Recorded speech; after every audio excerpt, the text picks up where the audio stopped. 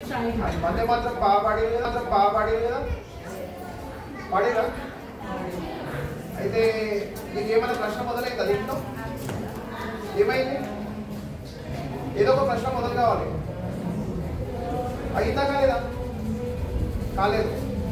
సరే, వందే మాత్రం జాతీయ గీతం ఎందుకు కాలేదు? నేనే చెప్తా ప్రశ్న. జాతీయ గీతం ఎందుకు కాలేదు? జనగణమన ఎందుకు జాతీయ గీతం అయింది? వందే మాత్రం జాతీయ గానం ఎందుకు అయింది? గీతం ఎందుకు కాలేదు? అవునా? అంటే భారత భూమిని పొగుడుతూ కల్పన చేసినటువంటి వందే మాత్రాన్ని జాతీయ గీతం ఎందుకు కాలేదు? సహజమైన ప్రశ్న. అంటే ఇది రావాల్సిందే మన లోపల. ఎందుకంటే ఎప్పుడైతే వందే మాత్రము రచించింది ఎవరు? బంకిం చటర్జీ అని అంటారు. తర్వాత బంకిం చట్టోపాధ్యాయ క్రీడ అంటారు మరి. అయితే 1875లో 7th నవంబర్ నాడు వారు దాని యొక్క రచన అయ్యింది.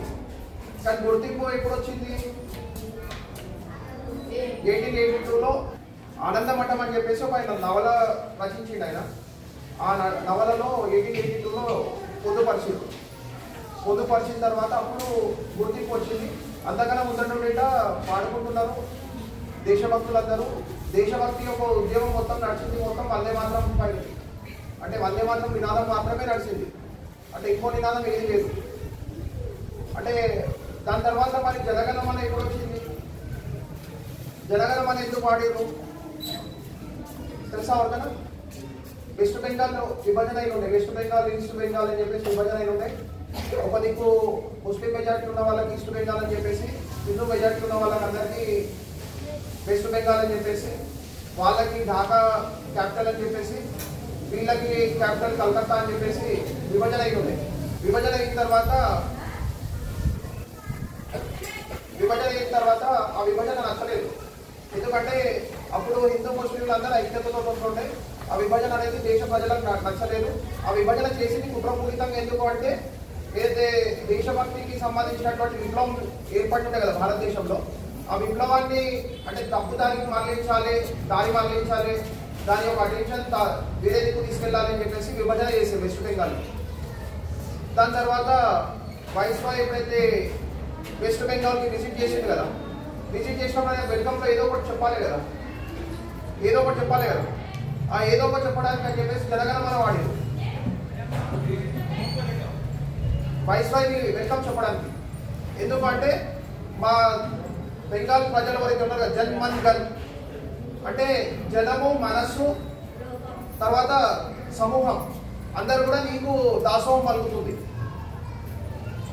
దాని అర్థం జనగణమన అధినాయకే అంటే నువ్వు అందరికన్నా అధినాయకుడు, మా అందరికీ నువ్వే అధినాయకుడు, మన నీకన్నా మించిన అధినాయకుడు ఎవరు లేరు అని చెప్పేసి జనగణమన రచించబడ్డది రవీంద్రనాథ్ ఠాగూర్ వల్ల. ఠాగూర్ వల్ల ఎందుకు రచించబడ్డది అంటే ఠాగూర్ ఫ్యామిలీ అనేది బ్రిటిషర్స్కి దాసోహం పలికేది. బ్రిటిషర్స్కి దాసోహం పలకడంతో ఏంటి అంటే వాళ్ళకు ఉన్నత పదవులు దొరికేది, వాళ్ళకి డబ్బులు దొరికేది. కాబట్టి రవీంద్రనాథ్ ఠాగూర్ వైస్రాయ్ ముందర పాడడానికి, జార్జ్ పంచం ముందర పాడడానికి అని చెప్పేసి పాడినటువంటిది జనగణమన.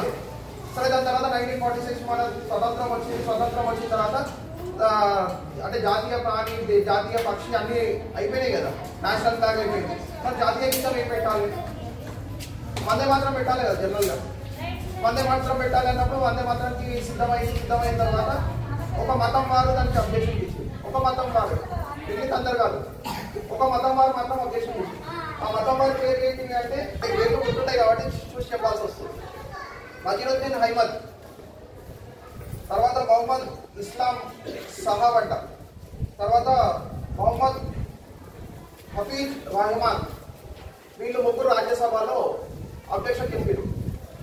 వీళ్ళు ముగ్గురు అబ్జెక్షన్ చెప్పినందుకు జనగణమనని జాతీయ గీతంగా చేశారు, వందే మాత్రాన్ని జాతీయ గీతంగా చేయలేదు. ఎందుకు జాతీయ గీతంగా ఎందుకు చేయలేదు అంటే దానికి మళ్ళీ ఇంకో కారణం ఉంది. అంటే ఇప్పుడు మనం నమామి దుర్గా, విద్యా తుమి అని చెప్పేసి చెప్తున్నాం కదా.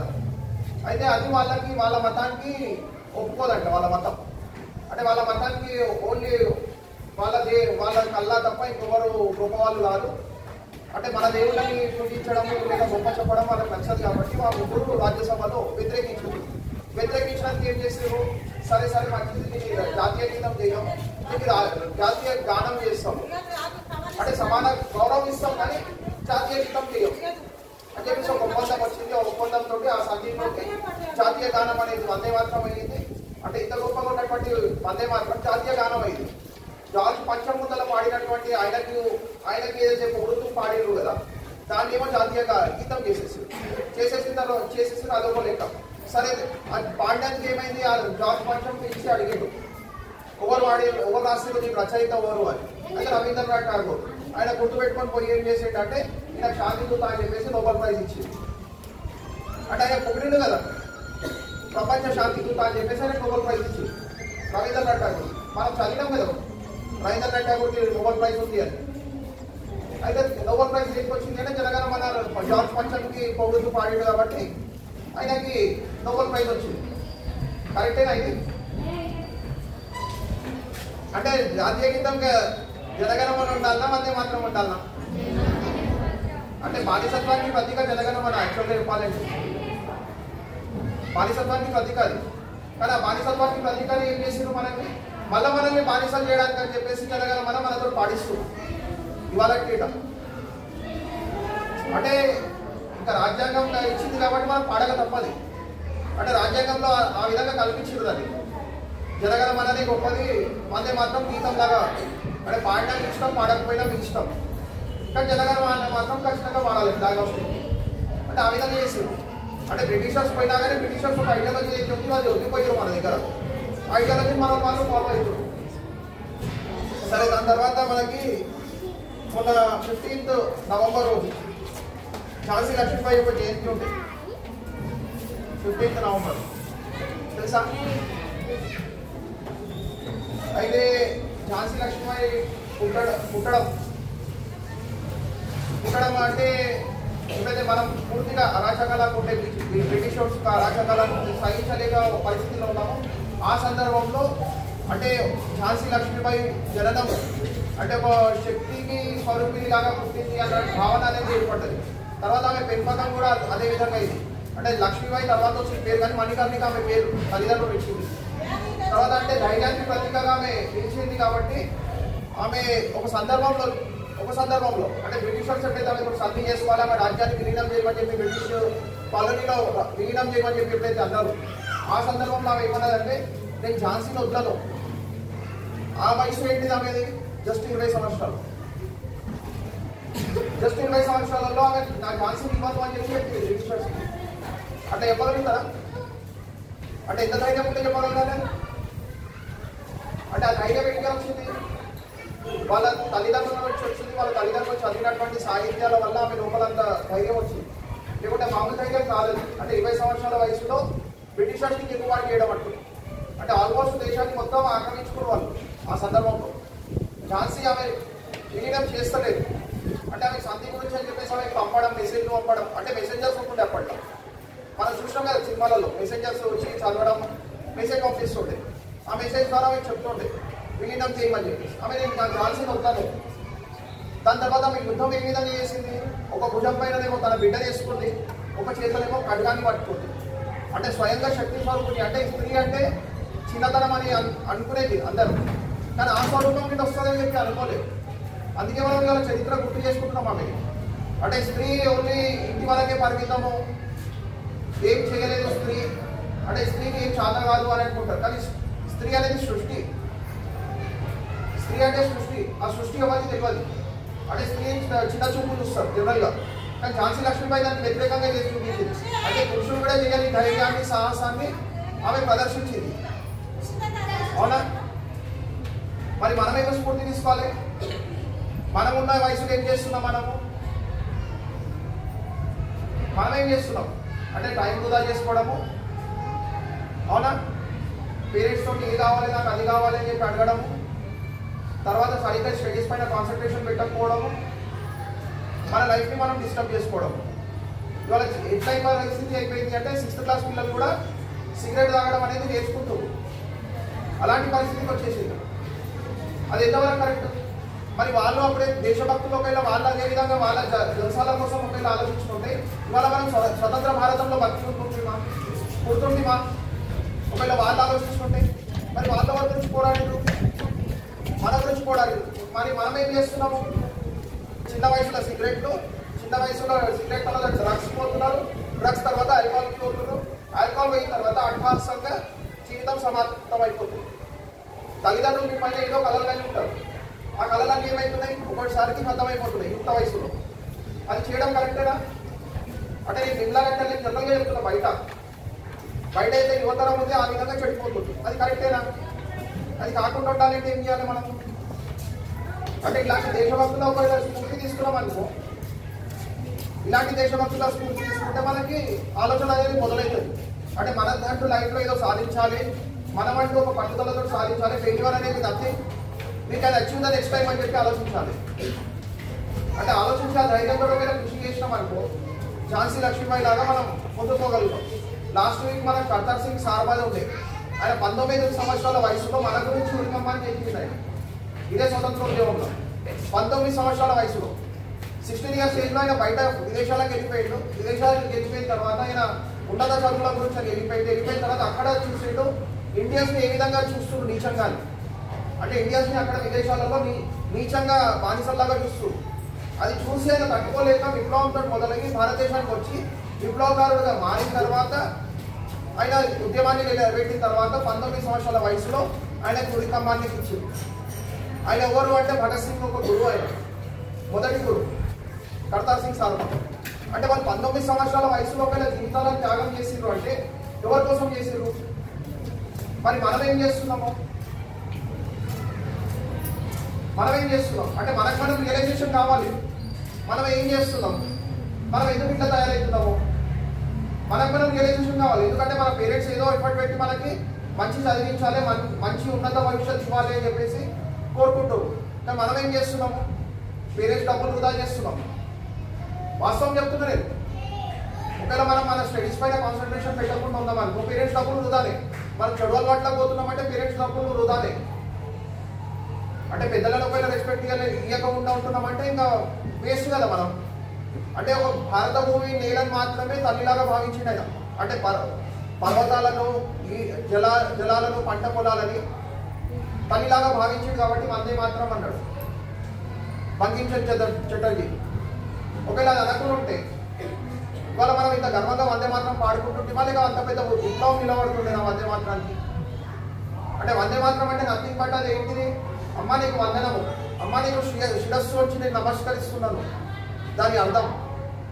అంటే దాంట్లో మనం ఒకవేళ మన తల్లిని భూమాతను ఒకవేళ మనం పొగుడుతున్నాం అనుకో, మనం పుట్టినటువంటి నేలని, అది కరెక్టా తప్ప? కరెక్టే కదా. మరి దాన్ని ఎందుకు చేయలేదు జాతీయ గీతంగా అంటే మళ్ళీ సమాధానం అదే, మనకు బానిసత్వం ప్రతీక అనేది పెట్టాలి అని చెప్పేసి జనగణ మనం పెట్టింది. మనకి టాపిక్స్ అయిపోయినాయి. అందరూ సెమినార్ గురించి రిజిస్ట్రేషన్ చేసుకోరు కదా. అంటే చాలా మంది చేసుకునే వాళ్ళు చేసుకోని వాళ్ళకి ఏమైనా ఇబ్బంది ఉందా? అంటే ఇంట్రెస్ట్ లేకపోతే పర్లేదు మాట్లాడకండి, లేదు ఇంట్రెస్ట్ ఉంది మేము చేసుకోలేకపోయినాము ఇబ్బంది ఉంది అంటే చెప్పండి. ఇంట్రెస్ట్ ఉంది మాకు చేసుకోవాలని చెప్పి ఉంది కానీ మనం చేయలేకపోయినా, మాకు సౌకర్యం లేదు, మొబైల్ యాక్సెస్ లేదు అని అనుకుంటే నేను మాన్యువల్ కాపీ తీసుకొచ్చిన అప్లికేషన్ది నేను టీచర్కి ఇస్తాను. టీచర్ దగ్గరికి నేను మాన్యువల్ కాపీ అంటే అప్లై ఫిల్అప్ చేసి టీచర్కి ఇవ్వండి. అట్లా ఒకవేళ ఇంట్రెస్ట్ ఉన్న వాళ్ళైతే సరేనా. అందుకే చెప్తున్నా కదా, మీ ఫోన్ లేదు, మొబైల్ లేదు, ఇబ్బంది ఉందంటే నేను మాన్యువల్ కాపీ ఇస్తాను అప్లికేషన్. టీచర్కి ఇస్తాను, టీచర్ దగ్గరికి తీసుకొని మీరు ఫిల్అప్ చేసివ్వండి. అదే చెప్తున్నా, మీకు ఒకవేళ ఇంట్రెస్ట్ ఉంది, మీ దగ్గర పేరెంట్స్ దగ్గర ఉండదు, అంటే కొంతమంది దగ్గర ఉండదు, అంటే చిన్న ఫోన్ ఉంటుంది దగ్గర యూజ్ చేయడానికి రాదు, ఆండ్రాయిడ్ ఫోన్ కాబట్టి ఇబ్బంది అవుతుంది. అట్లాంటి వాళ్ళు ఎవరైనా ఉంటే నేను టీచర్కి అప్లికేషన్ ఇస్తాను, టీచర్ దగ్గర ఫిల్అప్ తీసుకోండి సరేనా. ఏమైనా డౌట్ ఉందా మరి రిజిస్ట్రేషన్ విషయంలో? టీచర్కి అప్లికేషన్ ఇచ్చేస్తాను, చేసుకోండి. ఇంట్రెస్ట్ ఉన్న వాళ్ళు మాత్రమే, ఫోర్స్ఫుల్గా ఏం లేదు ఒకరికి. అంటే మీరు ఏదో నేర్చుకోవాలని చెప్పి మా ప్రయత్నం అంతే. అంటే beyond the syllabus how to manage the studies అనేది మీరు నేర్చుకోవాలని చెప్పేసి మా ఉద్దేశం అంతే. అంటే మళ్ళీ మీకు మ్యాథ్స్ చెప్పడమో సైన్స్ చెప్పడమో అలాంటివి చేయం మేము, సరేనా. అంటే టెక్నిక్స్ నేర్పిస్తాం అంతే. జయఘోష్ చెప్తున్నా, దాని తర్వాత శాంతి మంత్రం. సచ్చిదానంద భగవాన్ की जय, भारत माता की जय,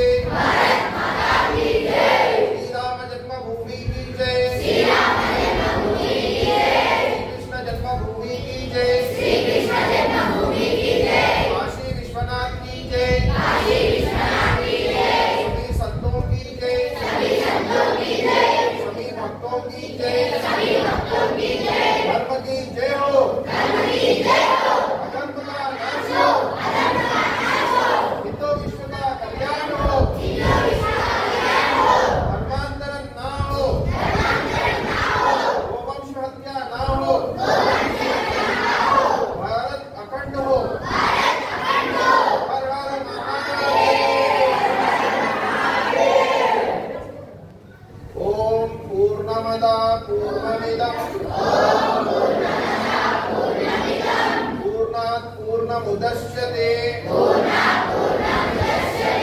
पूर्णस्य पूर्णमादाय पूर्णमेवावशिष्यते। ओम शांति शांति शांति।